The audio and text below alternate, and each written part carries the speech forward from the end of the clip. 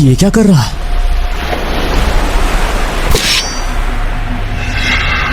पाताली अघोरी, मैं आ रहा हूं। ये कहकर वो आदमी भी नदी में कूद गया।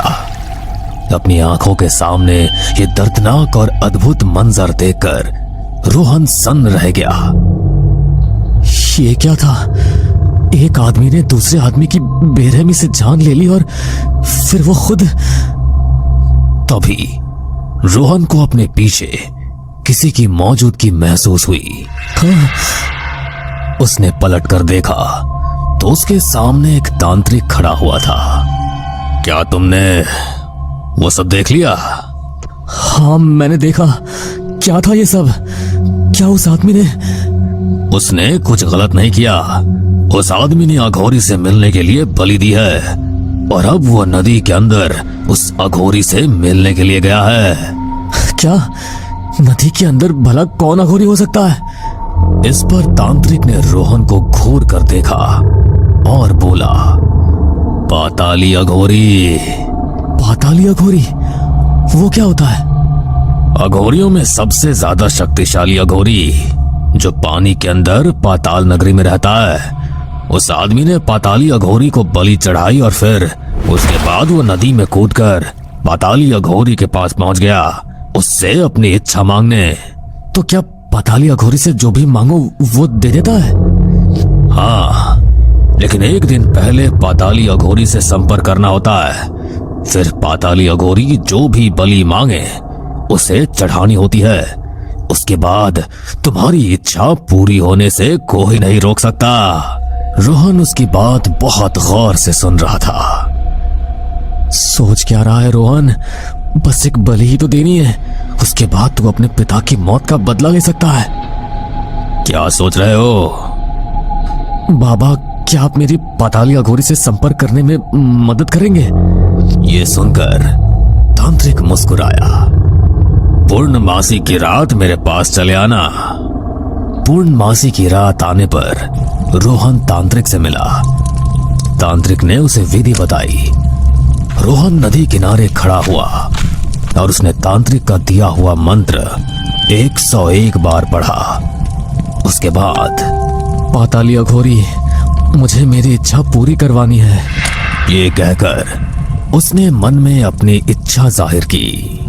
तुमको एक 18 वर्ष की कन्या की बलि देनी होगी। उसके बाद तुम मुझसे मिलने आ सकते हो।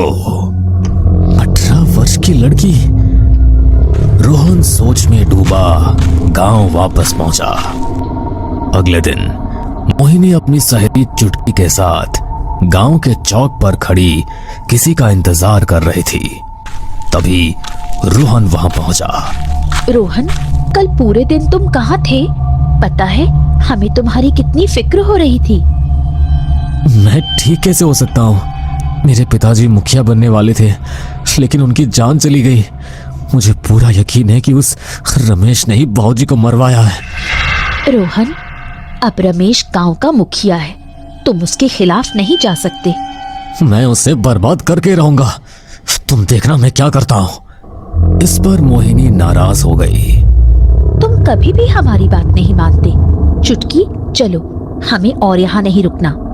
चुटकी रोहन को देख मुस्कुराई और मोहिनी चुटकी को लेकर वहां से चली गई।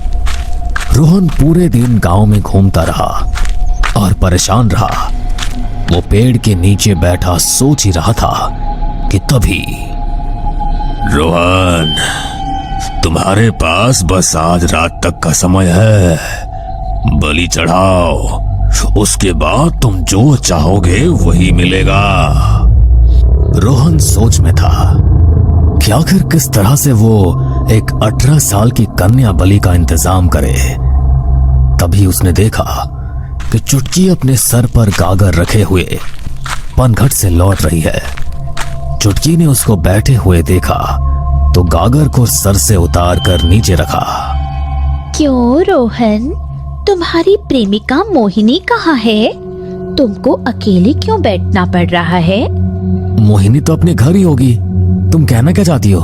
मेरे कहने से तुम मानने तो नहीं वाले, लेकिन वो मोहिनी तुम्हारे प्यार के लायक नहीं है। मैंने तो उसे कई लड़कों से मिलते हुए देखा है। क्या मेरी मोहिनी को? हाँ, और इसी वजह से मैं तुमको बता नहीं रही थी, कहीं तुम ये ना समझो कि मैं झूठ बोल रही हूँ। रोहन को समझ आ गया था कि चुटकी झूठ बोल रही है, लेकिन तभी उसके दिमाग में एक शैतानी ख्याल आया। वैसे सच कहूं तो मुझे भी इस मोहिनी पर शक है। मैं तो अब इससे अपना रिश्ता खत्म करने की सोच रहा हूं। क्या सच में? हाँ सच में। चलो ना चुटकी, हम थोड़ा टहल कर आते हैं, थोड़ी बातें भी हो जाएंगी। ये सुनकर चुटकी मुस्कुराई और रोहन के साथ टहलते हुए बातें करने लगी। बातों ही बातों में रोहन उसे नदी की तरफ ले गया। कितना खूबसूरत नजारा है ना रोहन? हाँ बहुत खूबसूरत है। ये कहकर रोहन ने अपने पीछे छिपाया हुआ चाकू निकाला और खचाक से चुटकी की गर्दन उड़ा दी। उसके खून के छींटे रोहन के चेहरे पर भी आए। रोहन के हाथों खून हो गया था, उसकी सांसें बुरी तरह फूल रही थी। तभी उसे आवाज सुनाई दी। बहुत अच्छे रोहन, मैं तुमसे बहुत खुश हूं। मैंने तुम्हारे लिए पाताल का दरवाजा खोल दिया है, मेरे पास चले आओ। ये सुनकर रोहन खुश हुआ और उसने नदी में छलांग लगा दी। वो अपनी सांसों को खत्म होता महसूस कर रहा था। वो बुरी तरह छटपटाया, उसे लग रहा था वो बस मरने ही वाला है। तभी डरो नहीं रोहन, उसने अपने आप को एक सुनसान जगह पर पाया जहां अनगिनत पेड़ थे और सामने ही कुंड के सामने एक अघोरी बैठा हुआ था। ये कैसे हो सकता है? पानी के अंदर? ये पाताल लोक है। ये सुनते ही रोहन ने उसके आगे हाथ जोड़े। जय हो पाताली अघोरी की। अब तुम्हारी इच्छा जरूर पूरी होगी। उसके बाद मैं तुमको एक आज्ञा दूंगा और तुम्हें उस आज्ञा का पालन करना होगा। आप जो कहेंगे मैं करूंगा। आप बस जल्दी से मेरे पिता की मौत का बदला उस रमेश से लीजिए और मुझे मुखिया बना दीजिए। ऐसा ही होगा रोहन। मुखिया रमेश अपने पत्नी के साथ बैठा हुआ खाना खा रहा था। अरे वाह पल्लवी, तुम्हारे हाथ का जायका दिन पर दिन बढ़ता ही जा रहा है। आप भी ना हमेशा मेरी बेवजह तारीफ करते रहते हैं। मुखिया ने खाना खाया और फिर अपनी खाट पर जाकर लेट गया। उस समय पाताली अघोरी अपने सामने एक खोपड़ी रखे हुए मंत्र उच्चारण कर रहा था। इधर मुखिया के सर में अचानक बहुत तेज दर्द होने लगा।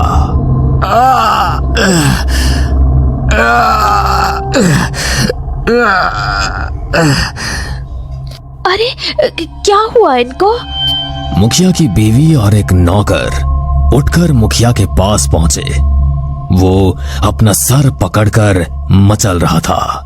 क्या हुआ आपको? कुछ बताइए भी। मुझे बहुत दर्द हो रहा है।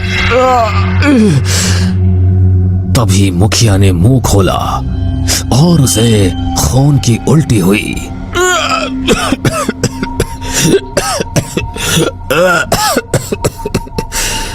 अरे ये क्या है? राम राम राम। तभी पाताली अघोरी ने अपने सामने रखी हुई खोपड़ी को दोनों हाथों से फोड़ डाला। उसी समय मुखिया का सर भी किसी तरबूज की तरह फटकर 2 टुकड़ों में बट गया। गांव में गम का माहौल छा गया। मुखिया के समर्थक वहां पहुंचे और मुखिया को अगली शाम होने से पहले उसका अंतिम संस्कार कर दिया गया। मुखिया जी के मर जाने के बाद उनका अगर कोई बेटा होता तो उसे मुखिया बना दिया जाता, लेकिन मुखिया जी का कोई बेटा ही नहीं है। ऐसे में हम पुराने मुखिया को ही वापस इस पद पर रख सकते थे, लेकिन उनकी भी तो मृत्यु हो गई है। तो हम पुराने मुखिया के बेटे रोहन को मुखिया बना सकते हैं। यही फैसला ठीक होगा। ये सुनकर रोहन बहुत खुश हुआ और गांव के लोगों ने उसे मुखिया बना दिया। फिर उसने मोहिनी से शादी कर ली और अब सुखमय जीवन व्यतीत करने लगा। कुछ दिन बाद रोहन को अपना वचन याद आया तो वह रात के समय नदी किनारे पहुंचा। मुझे माफ कर दो पाताली अघोरी, मुझे माफ कर दो। कहिए मुझे क्या करना है? आप जो बोलोगे मैं वही करूंगा। अघोर, तुमको अपनी बीवी को लेकर कल यहाँ आना है और उसके जरिए मेरे लिए महामंत्र का जाप करवाना है। 101 बार जब वो ये मंत्र जाप कर लेगी तो मेरी शक्तियां बढ़ जाएंगी। लेकिन मैं मेरी बीवी को ये कैसे बता सकता हूँ कि मैंने आपकी मदद से? वो तुम्हारा काम है। तुमको कल तक किसी भी तरह यहाँ अपनी बीवी को लेकर आना है। मैं मोहिनी को कैसे इस काम के लिए तैयार करूं? ऐसा करता हूं, मैं वहां जाऊंगा ही नहीं। वैसे भी पाताली अघोरी कौन सा यहाँ आने वाला है? रोहन अब बेफिक्र होकर रहने लगा। एक रात रोहन और मोहिनी सो रहे थे, तभी रोहन, रोहन। ये आवाज सुनकर अचानक रोहन की आंख खुली। कौन है? रोहन, बाहर आओ रोहन। ये आवाज सुनकर रोहन घर से बाहर निकला। उसने देखा कुछ ही दूरी पर पेड़ के नीचे कोई खड़ा है। कौन है? अचानक वो आकृति रोहन के करीब आ गई। वो कोई और नहीं बल्कि चुटकी ही थी। उसका चेहरा नीला पड़ा हुआ था, आंखें लाल लाल चमक रही थी। वो बेहद भयानक लग रही थी। रोहन, तुमने पाताली अघोरी के साथ धोखा करके ठीक नहीं किया। अब तुमको इसका हर्जाना भुगतना पड़ेगा।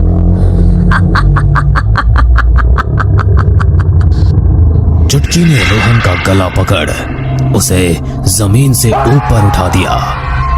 रोहन की आंखें धीरे धीरे बंद हो गई और वो बेहोश हो गया।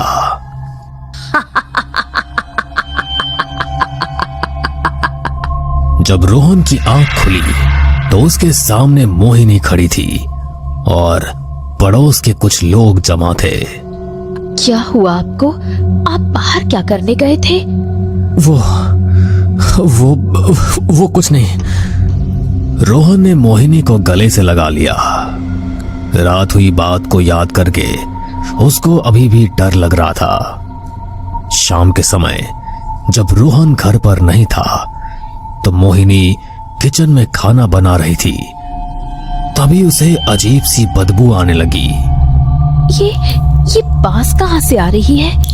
उसने पाया कि फ्रिज के अंदर से खून चूकर जमीन पर गिर रहा है। ये क्या? फ्रिज के अंदर से खून कहाँ से आ रहा है? उसने जैसे ही फ्रिज खोला तो उसके अंदर का नजारा देखकर उसकी आंखें खौफ से फट पड़ी। फ्रिज के अंदर चुटकी की कटी गर्दन रखी थी।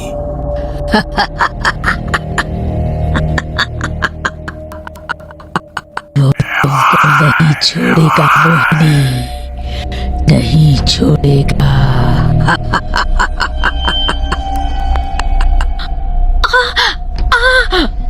मोहिनी डरकर किचन से बाहर निकली तो सामने पाताली अघोरी खड़ा हुआ था। अघोर! उसे देखकर मोहिनी के डर का ठिकाना नहीं रहा और वो उसी समय भागती हुई घर से बाहर निकली। वो कुछ कदम भागी ही थी कि रोहन सामने से आता हुआ नजर आया। अरे मोहिनी, क्या हुआ तुमको? तुम इतनी डरी हुई क्यों लग रही हो? वो बहुत भयानक था, बहुत भयानक था वो। रोहन समझ गया कि पाताली अघोरी ने ही मोहिनी पर हमला किया है। अब रोहन ने देरी नहीं की और मोहिनी को साथ लिए तांत्रिक के पास पहुंचा। तुमने पाताली अघोरी की आज्ञा का पालन नहीं किया? मुझे नहीं पता था कि वो ऐसा कुछ करेगा। आप कैसे भी करके मेरी बीवी को बचा लीजिए। पाताली अघोरी कोई आम अघोरी नहीं है। उससे जान बचाना मेरे हिसाब से तो नामुमकिन है, लेकिन फिर भी मैं मेरे गुरु से मिलकर बात करूंगा। उसी समय तेज ठंडी हवाएं चलने लगी और पाताली अघोरी का स्वर फिजा में गूंजा। अघोर! पाताली अघोरी सामने खड़ा हुआ नजर आया। मेरी बात सुनिए पाताली महाराज। पाताली अघोरी ने आंखें बंद करके एक मंत्र पढ़ा और सामने फूंका। फू! तभी तांत्रिक अपने आप पाताली अघोरी की तरफ खींचने लगा। पाताली अघोरी ने तांत्रिक की गर्दन पकड़ी और अपने लंबे नाखूनों वाला पंजा तांत्रिक के पेट में ऐसा मारा कि तांत्रिक के पेट के आर पार हो गया। मोहिनी भागो! रोहन मोहिनी को लेकर घर की तरफ भागा। अब इन दोनों के डर का कोई ठिकाना नहीं था। ये घर की तरफ भाग ही रहे थे कि इनको एक मंदिर नजर आया। मोहिनी अंदर चलो। ये दोनों मंदिर के अंदर चले गए और रोहन ने वहां के पुजारी को सब कुछ बताया। राम राम राम राम। पाताली अघोरी, मेरे हिसाब से जो कुछ भी तुमको पाताली अघोरी की वजह से मिला है, तुम्हें उसे त्याग देना होगा। ऐसा करने से हो सकता है कि पाताली अघोरी का तुम्हारी जान लेने का संकल्प टूट जाए। रोहन किसी भी कीमत पर मोहिनी की जान बचाना चाहता था। उसने रातों रात ही सारा सामान बांधा और एक चिट्ठी गांव वालों के लिए छोड़कर मोहिनी को लिए दूसरे गांव में पहुंच गया। अब ये दोनों एक नए गांव में पहचान छिपाकर रहने लगे और पाताली अघोरी इन्हें नजर आना भी बंद हो गया। शुक्र है भगवान का, एक हफ्ता गुजर गया, अभी तक पाताली अघोरी कहीं नजर नहीं आया। हाँ, लगता है अब हम दोनों की जान बच गई। दोनों अब खुशी खुशी अपना जीवन बिता रहे थे। तभी एक रात जब ये दोनों सो रहे थे तो इनको कुछ गीला महसूस हुआ और अचानक इनकी आंख खुल गई। अरे ये क्या? इन्होंने पाया कि इनके घर में पूरी तरह से पानी जमा हो गया है। ये इतना सारा पानी घर के अंदर कैसे आया? तभी पाताली अघोरी का अक्स पानी में नजर आया। पाताली अघोरी हूं मैं, पानी के जरिए पाताल के अंदर खींचने की ताकत रखता हूं।